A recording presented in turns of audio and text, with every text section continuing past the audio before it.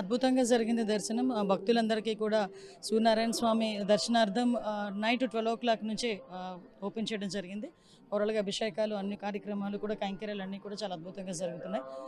రాష్ట్ర ప్రభుత్వం తరపున కూడా పట్టు వస్త్రాలు మన మంత్రి గారు అచ్చెన్నాయుడు గారు కూడా తీసుకెళ్ళడం, మేమందరం కూడా అదే టైంలో ఒకసారి దర్శనం కూడా చేసుకోవడం జరిగింది. భక్తులకి సామాన్య భక్తులే మేజర్ ప్రయారిటీగా తీసుకొని సుమారుగా ఒక 6 లైన్స్ పెట్టుకొని ఎక్కడ కూడా భక్తులకు ఎటువంటి ఇబ్బంది లేకుండా చూసే బాధ్యత కూడా తీసుకున్నాం.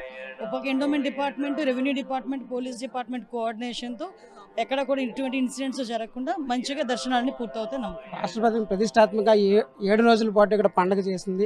7 రోజులు అద్భుతంగా జరిగింది. దానిపైన మీ స్పందన? అంటే ఎప్పుడూ కూడా ఒక పక్క టూరిజం, టెంపుల్ టూరిజాన్ని కూడా డెవలప్ చేయాలని గౌరవ మంత్రి గారు కూడా ఎప్పుడు కూడా మన ముఖ్యమంత్రి గారు కూడా దీని మీద ఎక్కువగా దృష్టి పెట్టడం మీ అందరికీ కూడా తెలుసు. సో ఒక పక్క టెంపుల్ టూరిజం, ఒక పక్క ఈకో టూరిజం అని డెవలప్ చేసే ఉద్దేశంతోనే ఇక్కడ ఉత్సవాలు అదేవిధంగా